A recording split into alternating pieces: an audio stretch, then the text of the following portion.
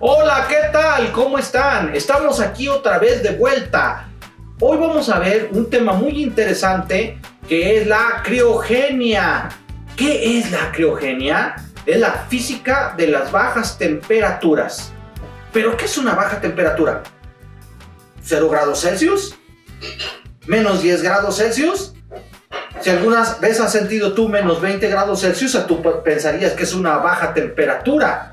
Bueno, la criogenia se refiere a unas temperaturas aún más bajas. Para ser exactos, es la temperatura en la que el nitrógeno líquido es líquido, ¿no? O sea, se vuelve líquido. Y entonces esta temperatura es a menos 185 grados Celsius bajo cero. A esta temperatura y abajo de ella, hasta el cero absoluto, es el estudio de la criogenia. El cero absoluto es a menos 273 grados Celsius bajo cero. Y en esta temperatura, el cero absoluto, es donde se supone que cesa todo el movimiento molecular. Entonces no puede haber una temperatura abajo del cero absoluto. Bien, el estudio de la criogenia empezó con el famoso físico Kamerlingh Onnes.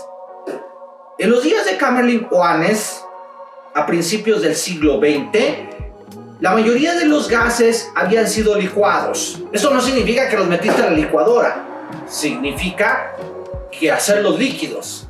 Por ejemplo, se había licuado el oxígeno, se había licuado el nitrógeno y se había licuado la mayoría de los gases. Pero había un gas que no se dejaba. Este gas era el helio. El helio, por más esfuerzos que se hacían, no se dejaba licuar. Hoy sabemos por qué. Porque su temperatura de licuefacción está muy cerca del cero absoluto. Entonces representaba todo un reto para la tecnología de aquella época poderlo licuar. Kamerlingh Onnes lo logró. En 1911 logra licuar el helio y se dio cuenta por qué era tan difícil de hacerlo. Porque estaba solamente unos cuantos grados por encima del cero absoluto el que se hiciera líquido. Para ser exactos, a 4 grados Kelvin, es decir, 268 grados Celsius bajo cero. Pero bueno, alguien puede pensar, pues, ¿qué puede haber de interesante en una baja temperatura? Pues simplemente se siente un frío descomunal y ya. ¿Qué más puede pasar? Pues que las cosas se congelen y ya. ¿Qué interesante hay en esas bajas temperaturas? Pues eso puede parecer de pronto así como que ¿qué más? ¿Qué puede haber a esa temperatura? Pero la verdad es que hay muchos fenómenos extremadamente interesantes a esas bajas temperaturas. Tan es así que la criogenia es todo un campo, todo un mundo nuevo en el mundo de la física. Uno de los primeros fenómenos que de hecho encuentra el propio Kamerlingh Onnes es que él sabía que los metales, cuando se iban enfriando, iba bajando su resistencia eléctrica. ¿Qué significa esto? Significa que cada vez más el metal se hacía más conductor. Cada vez transmitía mejor la energía eléctrica. Eso significa ir bajando la resistencia cada vez más. Eso se sabía de siempre. Lo que descubre Kamerlingh Onnes es que a la temperatura del helio líquido, a 4 grados Kelvin, el mercurio, que progresivamente iba bajando su resistencia conforme se bajaba la temperatura, ¡ploc!, a 4 grados Kelvin, no tiene resistencia eléctrica. El propio Onnes pensó que el experimento era un error. Pensó que posiblemente algo estaba fallando en los aparatos de medición. Hizo el experimento muchas veces y no. Había encontrado algo verdaderamente asombroso. Había encontrado el primer superconductor. Un superconductor es un metal que pierde toda resistencia eléctrica y puede conducir electricidad sin oposición, por así decirlo. Y alguien puede decir, ¿Y eso para qué? ¿Para qué sirve? ¿O de qué forma es espectacular? Bueno, si tú tienes un superconductor y tú le pones una corriente eléctrica, como no tiene resistencia eléctrica, la corriente seguirá circulando. En otras palabras, normalmente tú pierdes corriente eléctrica con la distancia porque empieza a haber más resistencia eléctrica. Pero en un superconductor tú podrías tener un cable, por así decirlo, enrollado 7 vueltas a la Tierra y tendrías todavía corriente. Eso es lo fenomenal del superconductor. El propio Camerlin-Onnes se asombró ante este descubrimiento y pensó que tal vez solamente la superconductividad se debía a un fenómeno muy cercano al cero absoluto. Sucede que en 1986, Bednorz y Müller, dos científicos alemanes que estaban trabajando en la IBM de Alemania, estaban trabajando de hecho con un material aislante. Para ser exactos, era un óxido de itrio, bario y cobre. Hoy se le conoce como la fórmula 1, 2, 3, porque el itrio es 1, el bario es 2 y el cobre es 3 en la fórmula, y entonces algunos le llaman la fórmula 1, 2, 3. Es un óxido de itrio, bario y cobre. A temperatura ambiente, este óxido de itrio, bario y cobre es aislante, es decir, no conduce la corriente eléctrica. Bednorz y Müller se les ocurrió meterlos en nitrógeno líquido, que ya dijimos que está aproximadamente a 190 más o menos, 190 grados Celsius bajo cero. ¿Y qué creen? Esto, que de hecho es una cerámica que se rompe fácilmente, se convirtió en un superconductor. Habían encontrado el primer superconductor de alta temperatura. Ya sé que la temperatura del nitrógeno líquido no es como propiamente una alta temperatura, pero comparada con la del helio, pues obviamente sí es alta. Y alguien puede decir, bueno, ¿y qué con el superconductor? Algunos han creído que de hecho el superconductor es un descubrimiento tan maravilloso que todavía no se encuentran todas sus aplicaciones.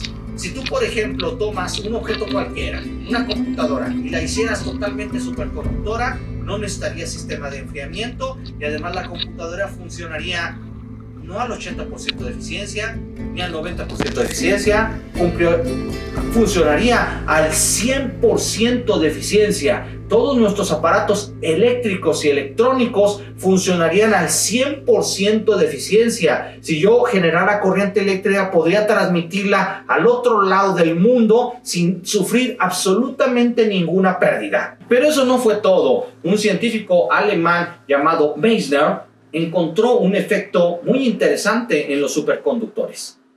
Sucede que él descubre que un superconductor no penetra un campo magnético en él. En otras palabras, se convierte como lo que dicen alguien por ahí, como un espejo magnético. Esto lo que significa es que si tienes un superconductor, lo enfrías con nitrógeno líquido. Si es un superconductor de alta temperatura, la fórmula 1, 2, 3, y le pones un imán encima, este imán flotará por encima del superconductor. Esto se le llama el efecto Meissner, y actualmente, o algunos sueñan por crear trenes que floten por encima de las vías a velocidades extraordinarias. Pudiera ser a la misma velocidad que un avión. Además del fenómeno de superconductividad, la física de la criogenia, también hay otros fenómenos. También uno de ellos descubierto por Camerlin-Onnes. Sucede que el helio líquido, si se encuentra en un recipiente, lo empieza a trepar como si se saliera. Descubrió que hay una pérdida de fricción muy importante, como retando a la gravedad. Este fenómeno se le conoce como superfluidez, y es un fenómeno que ocurre en el helio líquido, otro fenómeno de la criogenia, y además que todavía está de alguna forma por explicarse. Por si fuera poco, también hay otras clases de fenómenos en las temperaturas criogénicas. Por ejemplo, se descubrió que los tejidos, llámese piel, etcétera, si los sumerges en nitrógeno líquido, ese es un tanque que almacena nitrógeno líquido, se conservan. Uno de estos es el semen y es por lo que se utiliza, por ejemplo, meten semen en un tanque de nitrógeno líquido y se puede conservar mucho tiempo, y cuando se saca del tanque, este semen sigue teniendo, por así decirlo, fertilidad y se utiliza pues propiamente en la inseminación artificial. Es por eso que en muchas granjas y ranchos existen bancos de semen que de hecho son semen en nitrógeno líquido. Normalmente este semen pues son de los sementales, o sea, de toros o animales que normalmente son muy buenos como para tener crías de ellos. Bueno, pues podríamos preguntarnos, ¿y el semen humano? Pues de la misma forma puede ser conservado en nitrógeno líquido sin problema. Incluso en algunas partes de Estados Unidos hay bancos de semen humano. Y no solamente el semen, sino por ejemplo hay empresas que también están conservando la placenta en nitrógeno líquido por el estudio que existe actualmente de que si ya eres grande y quieres conseguir células madre de ti mismo, pues sería de tu placenta, pero la placenta pues normalmente se echa a perder. Pero si la conservas en nitrógeno líquido, pudieras tener una refacción muy importante de tus propias células madre, también conservadas por este fantástico estudio de la criogenia. Alguien también se preguntó, bueno, ¿y se podrá conservar un ser humano completo? Existe una leyenda por ahí de que el propio Walt Disney se encuentra conservado en temperaturas criogénicas de nitrógeno líquido, esperando, de alguna forma esto se le llama en animación suspendida, esperando que en algún momento se encuentre el remedio de su mal y que lo puedan resucitar algún día. Bueno, esto es un mito, pero fuera del mito, sí existen estudios serios para tratar de conservar cuerpos completos en nitrógeno líquido en animación suspendida. Y esto sería principalmente para la exploración espacial. Imagínense por un momento los viajes a otros planetas, cuánto durarían, meses o años, y durante todo ese transcurso del viaje espacial pues se consume oxígeno, se consumen alimentos. En estado de animación suspendida, que sería estar como especie de dormido, pues no se tendría que consumir tantos insumos y podría pues de alguna forma resucitarse, por decirlo así, cuando llegaran al final del viaje. Por eso este estudio de la criogenia también, de conservar seres humanos completos, también se está estudiando, y podríamos decir que el estudio de la criogenia nos va a ayudar para también viajar hasta las estrellas. Eso es todo por hoy y los invito a suscribirse a mi canal. Soy el profesor Nitrox.